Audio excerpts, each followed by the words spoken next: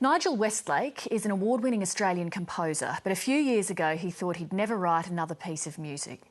The musician was grief-struck after the murder of his son Eli.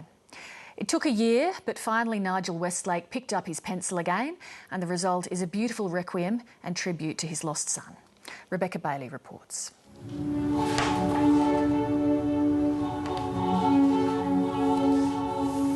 If there's one more piece of music left in me, it has to be a musical dedication to Eli. After 12 months, I opened the studio door, having not been in there at all, and on the table lay the score of Mrs. Solace. Renowned Australian composer Nigel Westlake's piece Mrs. Solace, Requiem for Eli, is a heartbreaking tribute born out of a senseless tragedy. Eli's life was taken by another, in terrible circumstances, and the spirit cannot rest in peace after such an indignity. And I thought, what can I do as a last act as a father for him? It has to be a spiritual act.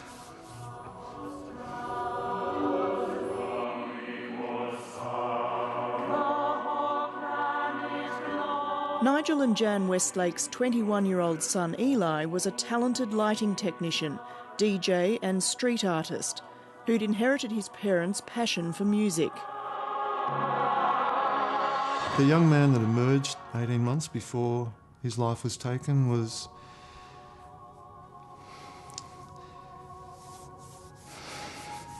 just a spectacular young man, He had such empathy and a wisdom way beyond his years. He was a beautiful boy. He was funny and kind, and he had many friends. Alcohol, drugs and a minor argument. Police say those were the factors behind a deadly road incident. The lighting technician was killed, pinned under a car. Police say she followed them again and deliberately drove her car at the group. In the early hours of Saturday the 7th of June 2008, Eli Westlake was out in the Sydney suburb St Leonards with a group of friends, including his older brother Joel. We had an altercation with a woman who had been drinking and was on a bunch of drugs, and she lost her cool and intentionally ran Eli down with her car. We tried to save him, and we couldn't lift the car. I crawled under the car and held his hand as he kind of died. We had a call from Joel and saying Eli's been killed, and the phone cut out, and trying desperately to ring him back, saying that can't be right, he must be injured, get an ambulance. And we got through to him again. He said, no, I held his hand as he died, and I'm underneath the car with him now. Some person's killed him.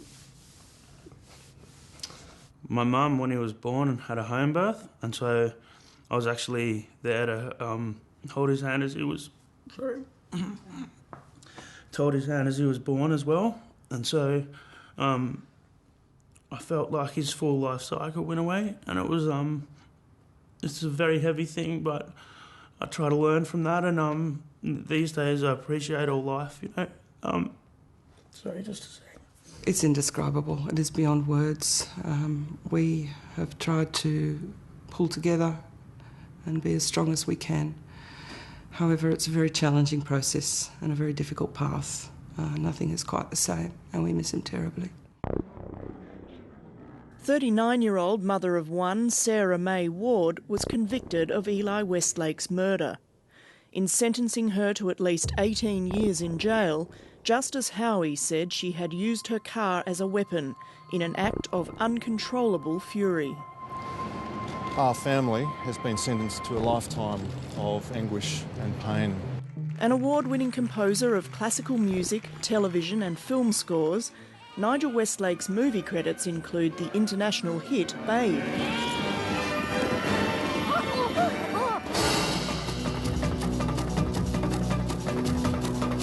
He was working on a concert version of his music for the IMAX documentary Solarmax when his son was killed. No one talks about the physical toll of grief much, but I found it totally debilitating. And the idea of writing any music or, getting back to work on any level at all completely eluded me. I couldn't see the point. The muse had gone, and the place where the music is written in my head was now occupied by memories of Eli. When Nigel Westlake eventually ventured back into his studio, he discovered the unfinished work Missa Solis on his desk. One of the main recurring texts in the piece is this beautiful Italian ode to the sun. And the poem goes, "My joy is born every time I gaze at my beautiful sun, but my life dies when I cannot look at it." And I just looked at those words and I thought, this has to be Eli's Requiem. And I spent the next 18 months pulling the whole thing apart, reorchestrating it, adding complete new sections, new movements, and just with Eli's permission, he was travelling with me. He gave me permission to move those memories aside just for a brief moment and to be able to focus on the music.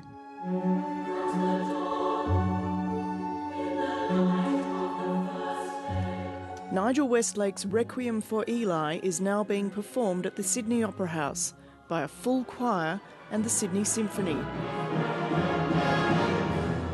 It's a great privilege for me to be able to stand up in front of the orchestra and conduct this work, which I hope is, my best work.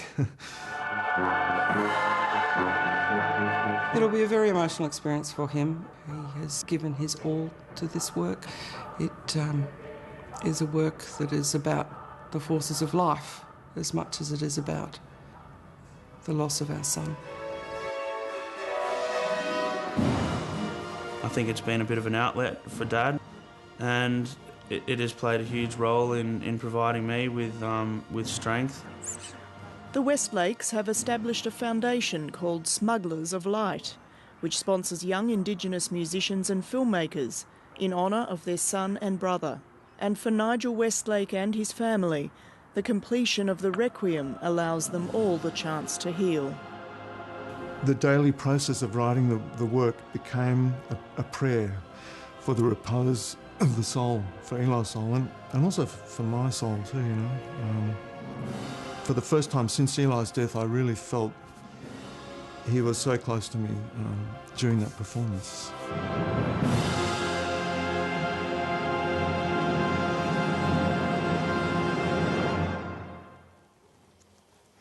Rebecca Bailey reported.